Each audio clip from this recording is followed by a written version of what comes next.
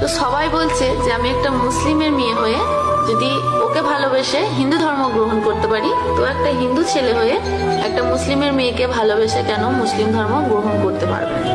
ওকে বিয়ে করে আসার পর ও কিন্তু আমাকে বলেছিল যে তুমি তোমার ধর্ম কিন্তু গ্রহণ তুমি তোমার ধর্ম নিয়ম তুমি পালন করতে পারো, তোমাকে আমার ধর্ম নিয়মই পালন করতে হবে বা আমার ধর্ম মেনে চলতে হবে তার কিছু মানে নেই। তুমি চাইলে কিন্তু তুমি তোমার মুসলিম ধর্মে যা যা তুমি করতে তুমি কিন্তু আমার কাছে এসে সবই করতে পারো। ও কিন্তু বিয়ের আগেও বলেছে আর বিয়ের পরেও বলেছে যে আমরা দুজন দুজনকে ভালোবাসছি বলে বিয়ে করছি বলে এর মানে এই না যে আমরা দুজন দুজনের ধর্ম চেঞ্জ করবো।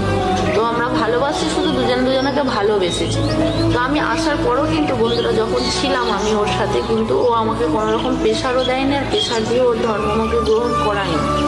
একটা ছেলে যদিও আমাকে এতটা ভালোবেসে বলতে পারে যে তুমি তোমার ধর্ম নিয়ে তুমি থাকতে পারো, তোমাদের কি আমি প্রশ্ন করছি তোমরাই বলবে। তো বন্ধুরা যেহেতু আমি এই ধর্মের মানুষের কাছে আছি, একটা হিন্দু সমাজে আছি, হিন্দু বাড়িতে আছি, তো এখানে থাকতে গেলে সবার ভালোবাসাটা আমি পাচ্ছি। এখানে থাকতে গেলে আমাকে তার মুসলিম ধর্ম পালন করলে হবে না, কিন্তু আমার মনে মনে আমি তো ভক্তি করি, দুটো ধর্মকেই আমি ভালোবাসি। কিন্তু এই গ্রামে থাকতে গেলে আমাকে কিন্তু নামাজ কোরআন পড়তে গেলে হবে না, তাহলে এই সমাজের মানুষের চোখে কিন্তু আমি খারাপ হয়ে যাবো।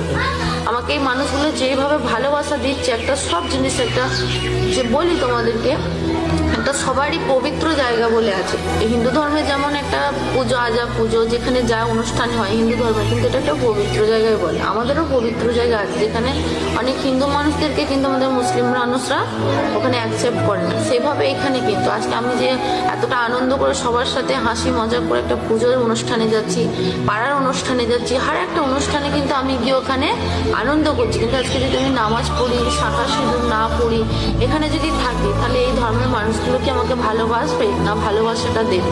একটা কি সবাই আমাকে আলাদা চোখে দেখবে, একটা খারাপ নেগেটিভ ভাবনা চিন্তা করবে আমাকে।